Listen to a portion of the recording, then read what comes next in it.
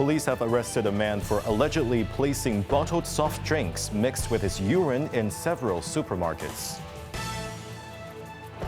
A woman is arrested after the bodies of her mother and brother are found in a Cheung Sha Wan flat.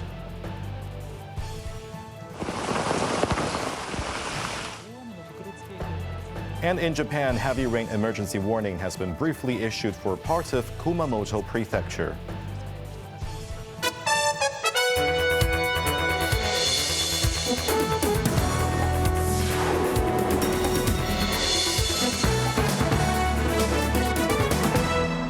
Good evening, you're watching Cable News. I'm Jeremy Ju. Hong Kongers are urged to be careful when buying bottled drinks, checking for signs of tampering and sniffing for anything unusual. This comes after police discovered suspected urine contamination in bottled soft drinks across multiple supermarkets and arrested a 63-year-old man in connection with the case. Police received reports last month indicating that over the past year, bottles of Coca-Cola and 7-Up in supermarkets across Sham Shui Po, Mong Kok, and Wan Chai had allegedly been mixed with urine. In one incident, a 9-year-old boy bought and drank a bottle of cola with a strong urine-like odor at a supermarket in West Kowloon last month. He later sought treatment at Kwong Wah Hospital and was discharged. Police described the case as serious and despicable. After intelligence analysis and reviewing security camera footage, officers arrested a 63-year-old Chinese man and seized 7 suspected contaminated drinks. Initial lab tests suggest the presence of urine but no poison. Investigators believe the suspect's motive stemmed from previous unpleasant experiences with supermarkets, prompting him to seek revenge. Authorities confirmed the suspect acted alone and that most contaminated drinks were detected during routine checks. No other food or beverages are affected, and police believe this was an isolated incident. The suspect remains in custody and will be charged with administering poison with intent to injure. He is scheduled to appear at Kowloon City Magistrates Court tomorrow. Police arrested a woman in connection to the deaths of an elderly woman and her middle-aged son discovered this afternoon inside their locked flat in Sham Shui Po. Emergency responders forced entry into the unit at 38 Cheung Sha Wan Road around 4 p.m. after reports of unconscious individuals. Firefighters confirmed both were dead at the scene. The deceased are a man in his 40s and a woman believed to be his mother. Shortly after the discovery, officers arrested a woman, reportedly the man's sister, on suspicion of murder. She was found on the building's rooftop and led away with her head covered by a black cloth. While authorities are probing her possible connection to the incident, they have not yet disclosed a motive or the cause of death. Following a controversial partnership between Chongqing Middle School and a mainland education agency, several similar collaborations have come to light, with mainland agencies claiming they jointly run programs with Hong Kong schools to assist students apply for public universities as local students. Evelyn Bai reports. An online admission brochure claimed Mu Kuang English School has partnered with Shanghai Ivy School to implement a collaborative education model aimed at teaching Diploma of Secondary Education exam program for Hong Kong students. The local school under the direct subsidy scheme will allegedly provide school places and courses, while the Shanghai Ivy School Hong Kong campus handles extracurricular DSE tutoring.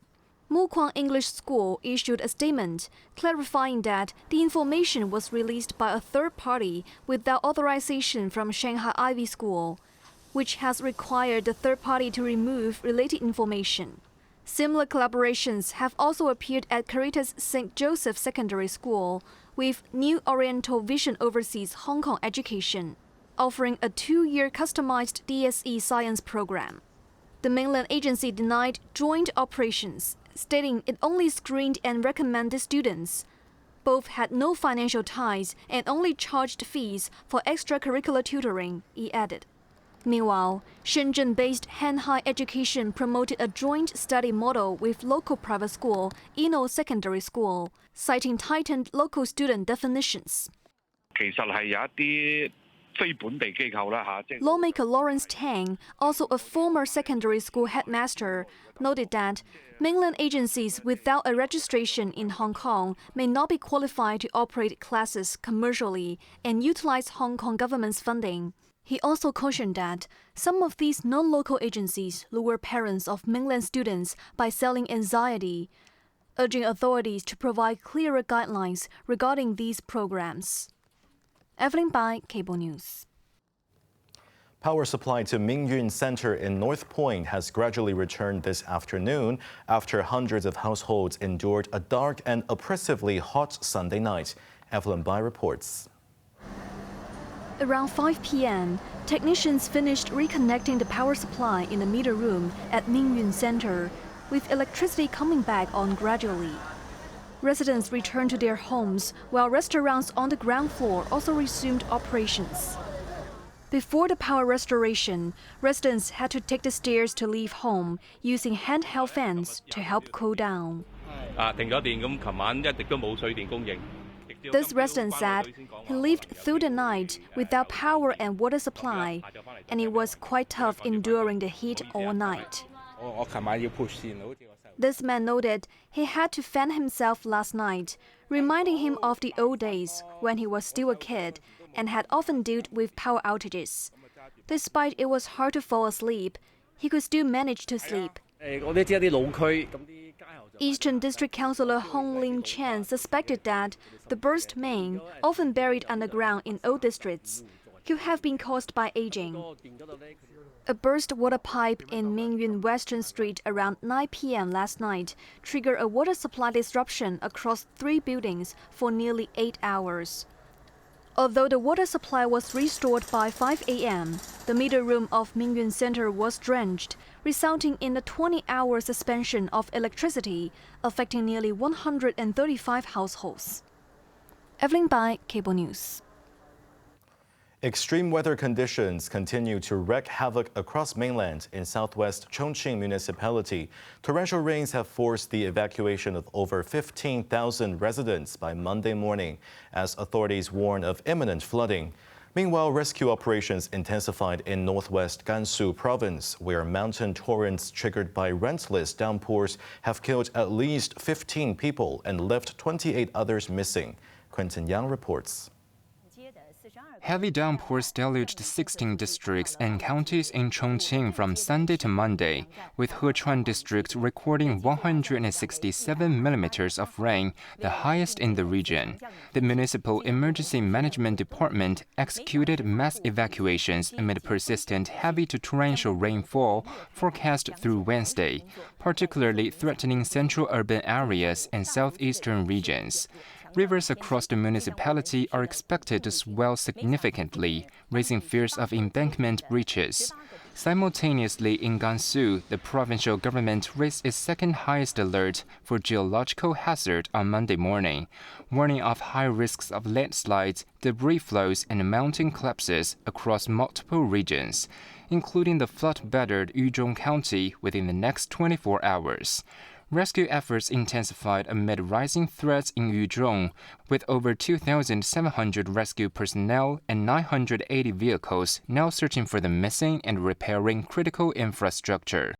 As the situation develops, 443 trapped individuals have been rescued in Gansu, with 9,828 safely evacuated. Power has been restored in all affected areas, and 3 key access roads to the hardest hit zones reopened by Sunday afternoon. Quentin Yang, Cable News. Heavy downpours continue to batter Japan in Kumamoto prefecture. Floodings and mudslides had prompted evacuations, while several people were reported missing. Jamie Liu reports. As the highest rainstorm warning in Kumamoto prefecture was in effect earlier today, roads and streets were inundated. Some residents scrambled to evacuate on a motorboat. floodwater was seen streaming into a restaurant. At least 5 cities in Kumamoto faced a heavy rain emergency warning, including Tamana City, which saw a record-breaking rainfall of over 400 millimeters in 12 hours. Some 384,000 residents, mostly in the prefecture, faced the country's most serious evacuation warnings, authorities said. Even though the highest rain alert for the prefecture was later downgraded, residents are still warned of landslides, flooding, and swollen rivers. In Tamana, 1 person was reported swept away by a river, with a similar incident involving 2 others in Fukutsu City of Fukuoka Prefecture.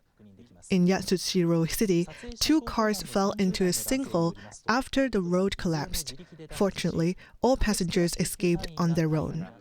A man who was evacuating with his family went missing in Kosa after their car was swept away by a landslide. Japan's Prime Minister Shigeru Ishiba said his government was supporting search and rescue operations for the missing and helping others in affected areas. The weather has also disrupted transportation this morning. Shinkansen bullet train services were halted between Hakata in Fukuoka and Kagoshima, as well as local train services. Jamie Liu, Cable News. Amid major escalation of hostilities in Gaza, a targeted Israeli airstrike killed 5 Al Jazeera journalists yesterday, claiming they were associated with Hamas. The killing coincided with Israeli Prime Minister Benjamin Netanyahu's controversial plan to militarily take over Gaza City, a move condemned by global powers, including Australia, pledging to formally recognize a Palestinian state. Quentin Yang tells us more. Qatar-based Al Jazeera reported that a strike on journalists' tent in Gaza killed correspondent Anas al-Sharif and 4 of his colleagues. The broadcaster condemned the targeted assassination as yet another blatant and premeditated attack on press freedom. The Israel Defense Forces confirmed targeting Sharif, alleging he served as the head of a terrorist cell in Hamas, which Al Jazeera rejected as baseless. Hours before his death, Sharif posted a video showing relentless bombardment over Gaza City. In a pre-written message sent by a friend after his death, Sharif predicted killing by Israel. Hostilities intensify in Gaza as Netanyahu is charging ahead with a military plan to take over the city, approved Friday by his security cabinet against the advice of military leaders. The strategy involves forcibly relocating roughly 800,000 civilians before a 3-month siege to root out Hamas. Our goal is not to occupy Gaza. Our goal is to free Gaza, free it from Hamas terrorists. The war can end tomorrow if Gaza, or rather if Hamas lays down its arms and releases all the remaining hostages. He also thanked U.S. President Donald Trump for steadfast support during a Sunday discussion. Australia will recognise the state of Palestine. Yet the plan faces fierce international opposition. Australian Prime Minister Anthony Albanese announced Australia will recognize the Palestine statehood at the UN Assembly in September, joining the UK, Germany, Italy, and New Zealand in condemning the planned takeover. Meanwhile, at today's UN Security Council emergency meeting, China's Ambassador Fu Cong insisted Israel's occupation attempt must be firmly opposed, and the 2-state solution must be revived. Quentin Ya, Cable News.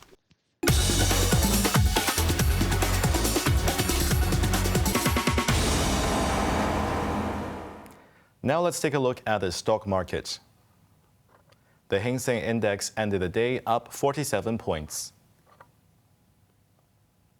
Top active stocks of the day. Xiaomi was down 45 cents. SMIC was up 4 cents. Alibaba was up $2.20, and Meituan was down $1.60.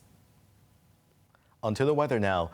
Mainly cloudy with a few showers, isolated thunderstorms tomorrow morning. Very hot with sunny periods during the day. Temperatures will range between 28 and 33 degrees. That's our news tonight. I'm Jeremy Zhu. Thank you for watching, and good night.